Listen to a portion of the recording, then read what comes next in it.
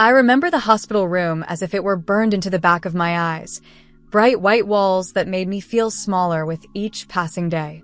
The beeping of machines was steady, almost mocking, like a metronome, ticking away at my sense of worth.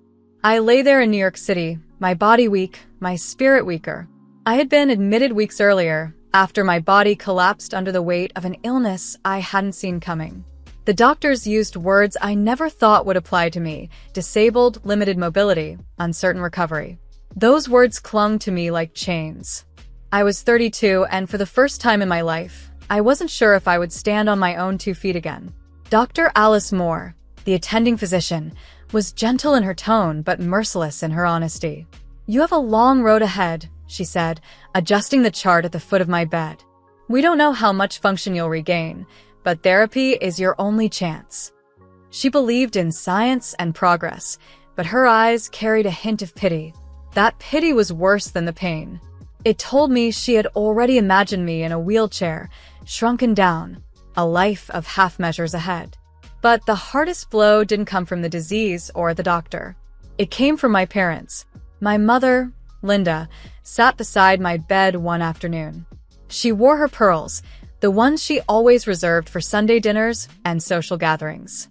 My father, Charles, stood stiffly behind her, arms folded as though he were already finished with the whole ordeal.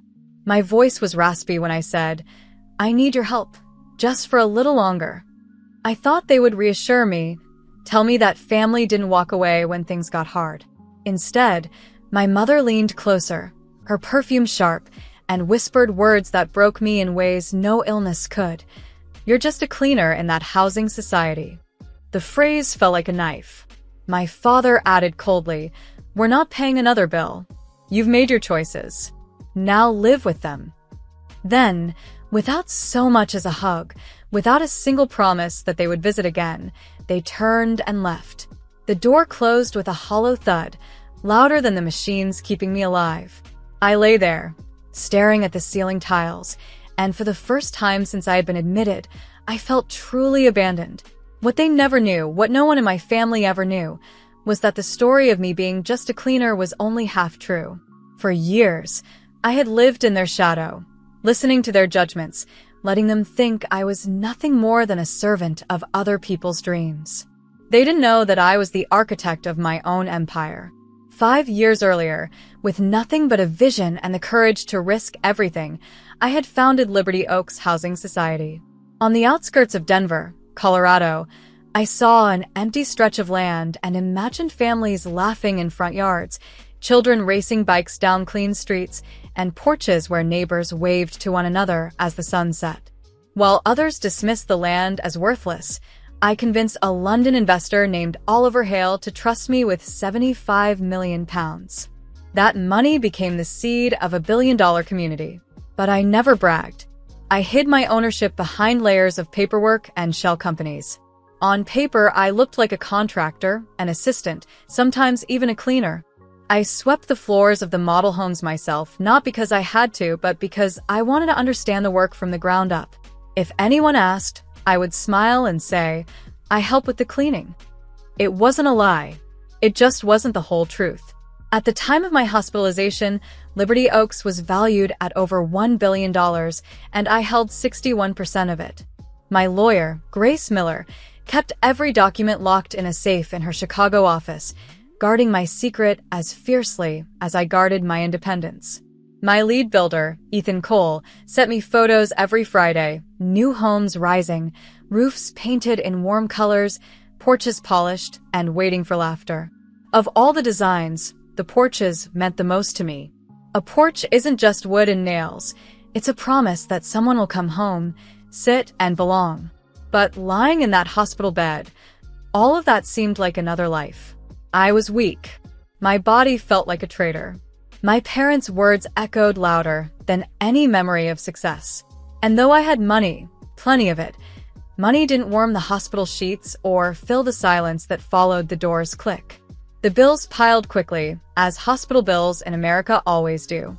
I remember the first statement clearly, $400,000, a number that would have crushed almost anyone. The nurse, Maya, stood by my bed with the paper in her hands, biting her lip. "Do you want me to call your family?" she asked softly. I shook my head and pushed my credit card into her palm. "Run my card," I said. She hesitated, then squeezed my hand. "You're tougher than you look." I didn't feel tough. I felt like the ground had vanished beneath me, and I was still falling. Each night, I lay awake listening to the shuffle of footsteps in the hallway, wondering if my parents would come back, if they would realize what they had done. But night after night, no one came. The only visitors were Maya, with her kind eyes, and Dr. Moore, who was reviewing her charts. Family wasn't supposed to abandon you when you were at your lowest, but mine had. And as much as it hurt, a quiet realization began to grow inside me. Maybe their absence was a gift. Maybe this was the moment I would finally stop hiding who I really was. I began to think about Liberty Oaks differently. Until then, it had been a secret I kept close, a shield against the judgments of the people who never believed in me. But perhaps the truth wasn't something to hide anymore. Perhaps the time was coming to step into the light and show the world what I had built, not for validation, not even for revenge, but because I owed it to myself to stop being small. That night, as the machines hummed beside me, I made a promise to myself. If I could recover, if I could walk again, I would no longer be just a cleaner. I would be exactly who I was, the woman who built a billion-dollar community with her own hands and vision. And when the world saw me, my family would see me too, not the daughter they dismissed, but the woman they could no longer ignore. For the first time in weeks, I closed my eyes and slept. The morning after my parents walked out, I lay in bed staring at the hospital ceiling and thought, this cannot be the end of me. Something inside me, stubborn and sharp, pushed back against the hopelessness. I had built Liberty Oaks brick by brick, against odds that would have crushed a weaker spirit. And now I was supposed to accept a half-life, confined and dependent? No. I made myself a promise. I would fight for 30 days. A single month. If I gave everything I had, if I poured all of my strength into those 30 days, then maybe, just maybe, I could claim my life back. Dr. Moore approved an aggressive therapy plan. It wasn't kind or easy. At sunrise, a physical therapist named Aaron would drag me from my sheets and guide me through stretches that burned like fire in my muscles. At noon, I would practice standing, gripping the rails until my knuckles turned white. By dusk, I would work through endless repetitions of movement that made me sweat through hospital gowns. My body screamed in protest, but every cry of pain reminded me that I was still alive, still capable of pushing against the limits. When the sessions ended, I would collapse into bed, trembling, but I never allowed myself to call it a defeat. Instead, I counted tiles on the ceiling, 1, 2, 3, sometimes up to 50, to distract myself from the pain. And when tears came, as they often did, I pressed my face into the pillow so no one would hear. Dignity was fragile in those days, but I clung to it. I also clung to work. Every morning before therapy began, I dictated 2 emails. One to Ethan Cole, my builder in Denver. Keep building. Pay everyone on time. Don't slow down because I'm not there. Ethan always replied with updates. Roofs finished, driveways poured, children riding bikes on new streets. His words carried me through some of the hardest sessions. My second email was to Grace Miller, my lawyer in Chicago. File the board papers. Keep me as chair. Grace was ruthless, and I trusted her. She never asked how I was feeling, only whether I was ready to sign or approve. That steadiness anchored me. One evening, after a particularly grueling day of therapy, I reached for my laptop and wrote to Oliver Hale, my first major investor in London. Years earlier, he had believed in me when Liberty Oaks was nothing but sketches on napkins and wild conviction. He had given me £75 million when everyone else laughed at my dream. I typed slowly, my fingers heavy, but my words clear. I am down but not done. My body is weak, but Liberty Oaks is strong. Do not lose faith. His reply came within hours. America loves a comeback. So do I. Get well. We'll build more. That message lit a fire inside me. If Oliver still believed, if Ethan and Grace were still carrying the torch, then I had no excuse. My body was failing, but my empire lived on, and I had to rise to meet it again. The days blurred into weeks. My legs shook violently the first time Aaron asked me to stand without the rail. My arms flailed, my heart thundered, and I fell back into the chair after 3 seconds. But 3 seconds was better than none. On day 22, I stood on my own for nearly a full minute. The nurse, Maya, who had become my quiet confidant, clapped her hands and said, "See, you are stronger than you think." On day 26, I took 5 wobbly steps across the room. They were crooked and painful, but they were mine. I laughed so hard I nearly fell into Maya's arms. She cried first, her tears streaking down her cheeks. I couldn't remember the last time anyone had cried for joy over me, and it nearly broke me all over again. By day 30, I walked the entire length of the room, slow and steady, then turned and walked back. No wheelchair, no rails, just me and the ground beneath my feet. That night, I didn't sleep. I sat awake, staring out the window at the lights of New York City. Each flickering street lamp felt like a beacon. I had fought the darkness for a month, and I had won. I wasn't whole yet, but I was no longer broken. The city outside looked different, brighter, as though the entire world had shifted with me. When I was discharged, I didn't go back to my parents' house, or even consider it. Instead, I returned to my small brick house in Brooklyn. It wasn't grand, 3 bedrooms, a narrow porch, and a maple tree in the yard, but it was mine. I sat on that porch with a cup of tea, listening to the hum of traffic and the chatter of children down the street. A house, I thought, always keeps your secrets. It doesn't ask questions or demand explanations. It simply holds you, silent and steady. Mine had been waiting for me, patient as always.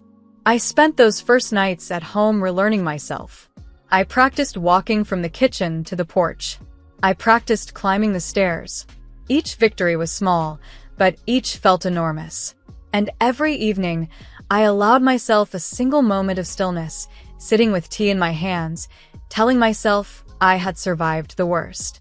It was during one of those quiet evenings that I picked up the phone and called Sofia Reyes, my oldest friend in Los Angeles. Sofia had always been a dreamer like me, chasing film projects and impossible ideas. When she answered, her voice was warm and familiar. "You sound alive again," she said before I could speak. "I think I'm ready," I told her. "Ready for what?" I hesitated, staring at the chipped paint on my porch railing. For years, I had hidden who I was, letting the world believe I was just a cleaner, just an assistant, just someone ordinary. But I wasn't ordinary, and I couldn't stay hidden forever.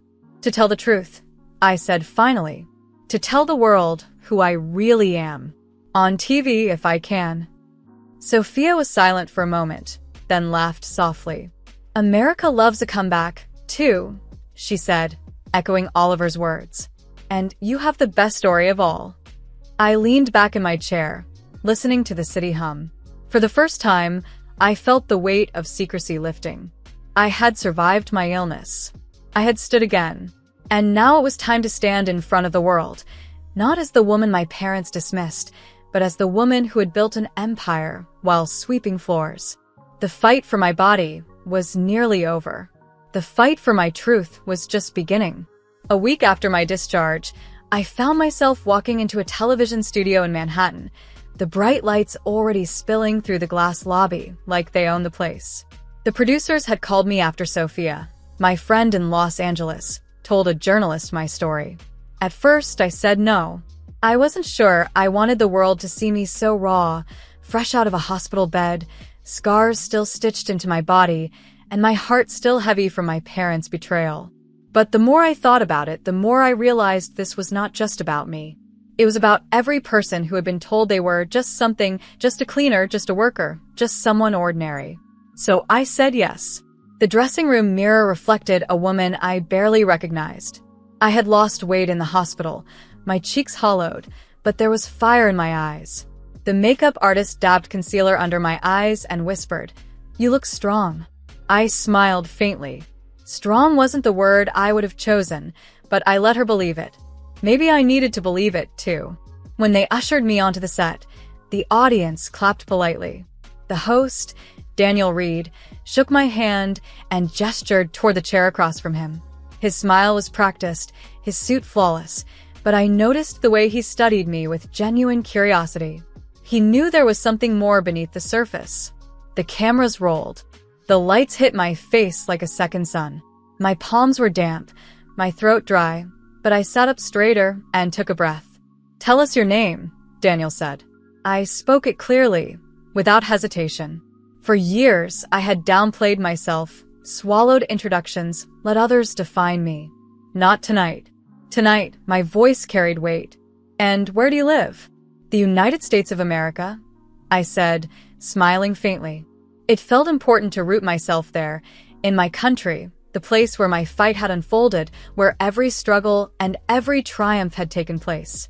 He leaned closer. "And what do you do for a living?" I paused, because this was the moment that mattered most. My parents' words echoed in my ears. "You're just a cleaner in the housing society." My heart pounded, but I lifted my chin. I was called just a cleaner in the housing society, I said, letting the words settle into the air. That was true, and not true. I swept floors. I emptied trash cans. I polished windows. But I also built the floors, funded the windows, and designed the homes. I own Liberty Oaks Housing Society near Denver. We have 3,200 homes, a school, a clinic, and 2 playgrounds. We employ more than 2,000 people.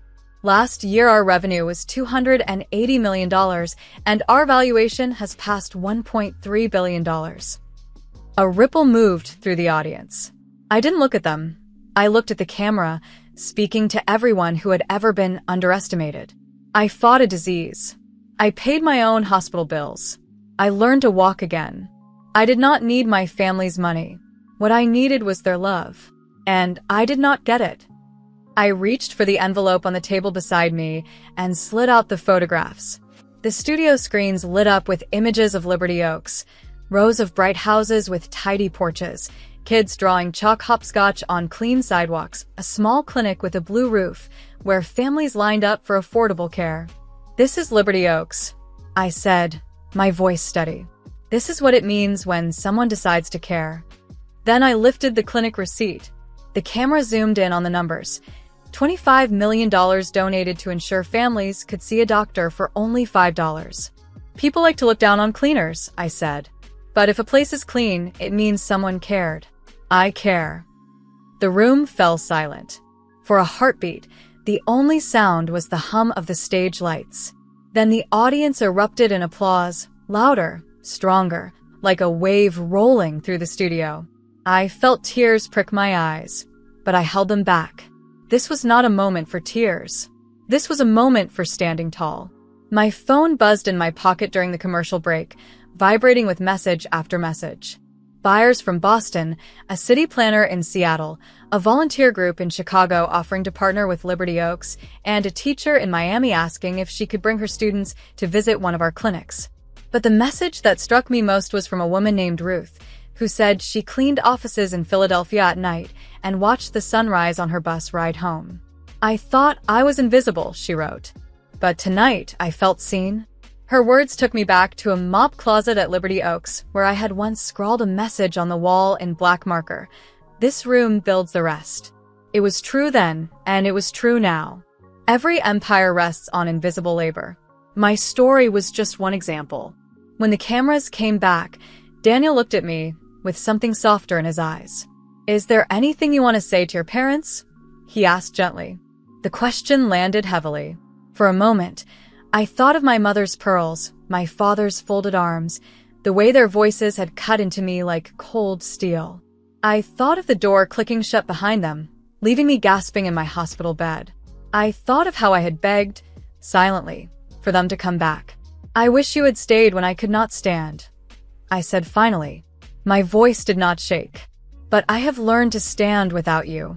The audience went still again, and I felt the weight of my words settle not just in the studio, but far beyond it.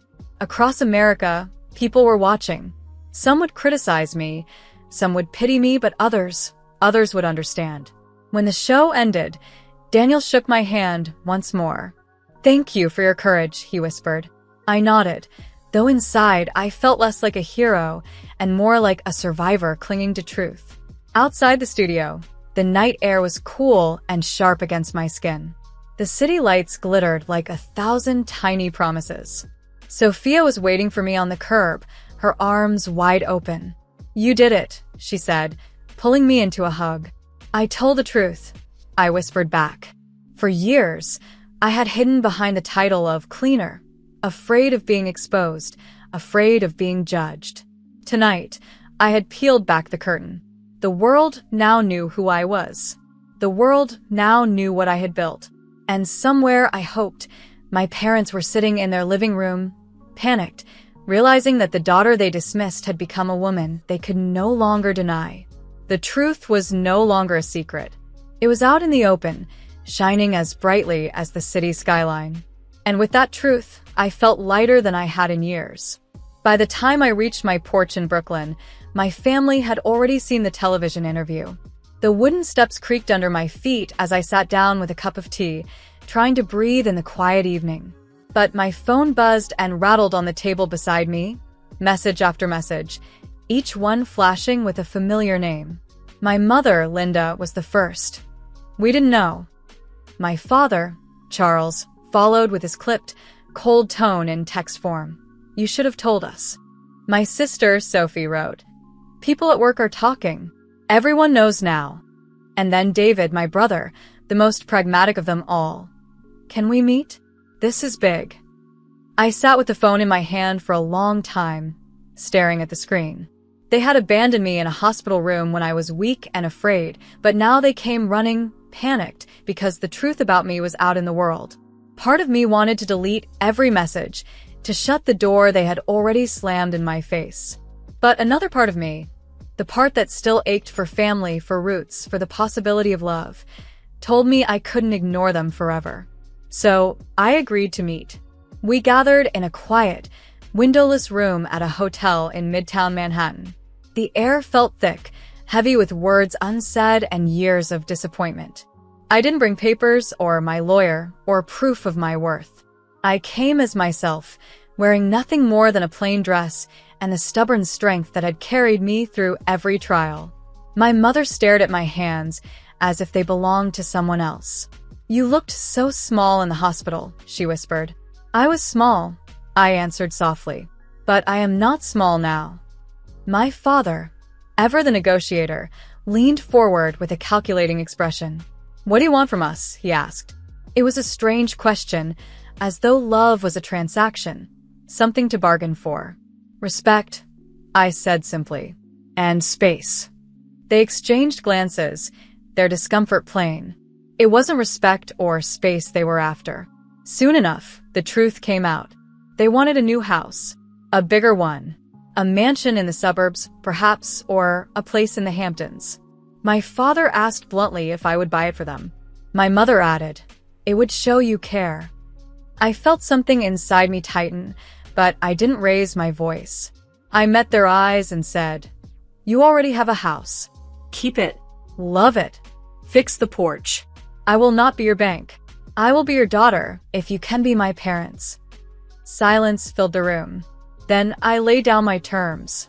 A one-time gift, $10,000, enough for repairs and health checks. No more money talks for 1 year.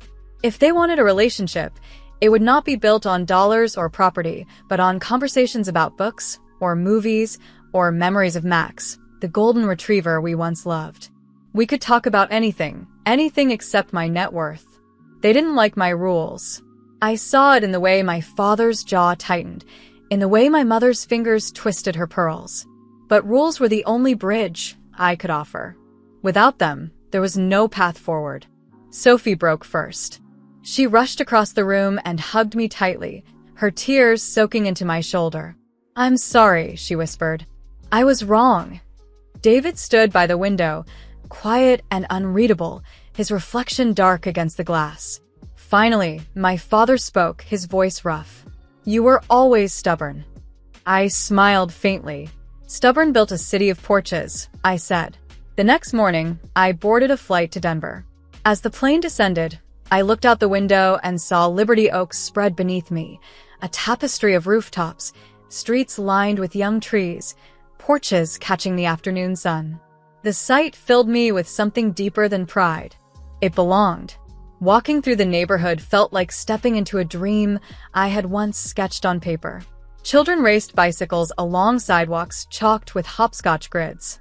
Parents carried groceries from tidy cars. Neighbors waved to one another from porches painted in cheerful colors. Ethan Cole, my trusted builder, spotted me from his truck and waved, his grin wide and unguarded. Grace Miller, my lawyer, met me outside the small brick office that anchored the society. She handed me a thick folder, her tone brisk but her eyes warm. Inside were new permits for an expansion in Boston, plans for a second clinic, and a letter from Oliver Hale in London. His handwriting was neat and formal. Here's to porches and second chances. That night, I wandered the streets of Liberty Oaks alone. I stopped in front of a modest 3-bedroom house with a maple tree standing proudly in the front yard. The porch light flicked on, and a woman named Helen stepped out, holding her young son's hand.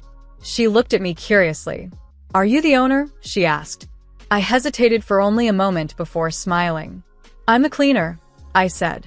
Her laugh joined mine, warm and genuine. "And yes," I added, "I'm the owner too." I stood there for a while, watching as her son played in the yard, his laughter carrying through the evening air. It reminded me why I had built all of this, not for the valuation numbers, not for the headlines, not even for the vindication against my family. I built Liberty Oaks for moments like this, for people who needed a home, a porch, a place to belong. As I walked back to my car, I thought about the journey I had taken, the illness that nearly broke me, the abandonment that nearly crushed me, the fight to reclaim my body, and the courage it took to speak the truth on national television.